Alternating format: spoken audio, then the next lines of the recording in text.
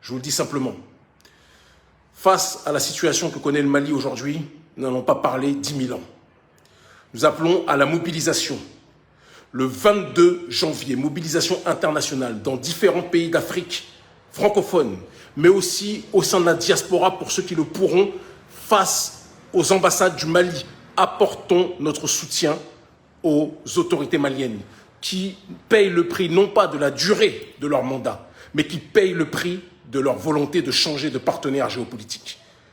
Le Mali a décidé de s'allier militairement à la Russie et de s'allier économiquement et scientifiquement et stratégiquement, géostratégiquement à l'Iran.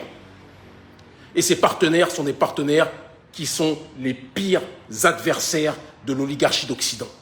Et pour cette seule et unique raison, la communauté économique des États d'Afrique de l'Ouest a décidé de sanctionner le Mali en disant que les coups d'État ne sont pas acceptables.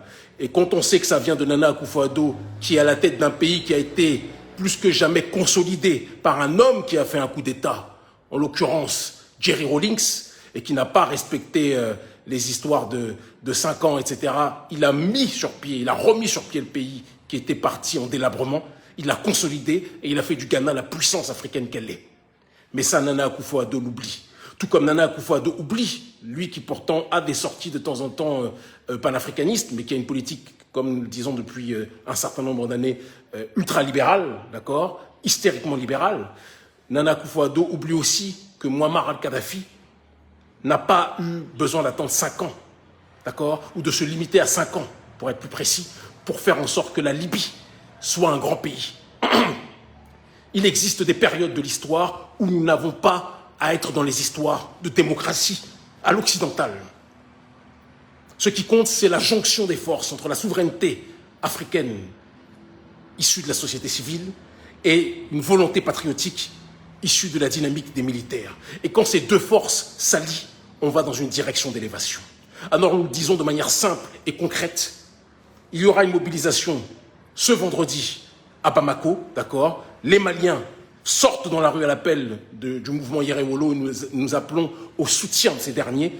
Et le 22 janvier, nous le disons, le 22 janvier, tous ceux qui le peuvent, je répète, tous ceux qui le peuvent, se mobilisent en Afrique francophone et dans la diaspora, face aux ambassades, pour ceux qui sont dans la diaspora, en Afrique francophone, face aux ambassades maliennes aussi, d'accord? De toute façon, une affiche sera communiquée incessamment sous peu, pour soutenir le Mali, pour condamner cette exaction de la CEDEAO, pour condamner cette exaction de la communauté internationale, parce que la France, ce qui la dérange, je le dis, je le répète, ce n'est pas le coup d'État. Quand ça se passe au Tchad et qu'il n'y a pas d'élection, ça ne dérange pas la France. Quand il y a une violation ou un coup d'État constitutionnel comme celui d'Alassane Dramane Ouattara, ça ne dérange pas la France. Ce qui dérange la France, ce n'est pas le coup d'État d'Assimi Goïta. Ce qui dérange la France, c'est qu'aujourd'hui le Mali veuille chercher d'autres partenaires. Il y a un moment donné, quand on dit séparation, ça veut dire qu'on ne veut plus vous voir. Quand on dit séparation, ça veut dire qu'on ne veut plus discuter avec vous. Quand on dit séparation, ça veut dire qu'on ne veut plus de vous. Pendant combien de temps, l'oligarchie française, vous allez faire semblant de ne pas comprendre ce que nous disons? Pendant combien de temps vous allez faire croire que c'est la démocratie, que c'est la protection du Mali qui vous intéresse, alors que vous n'avez jamais été intéressé par la souveraineté de ce pays?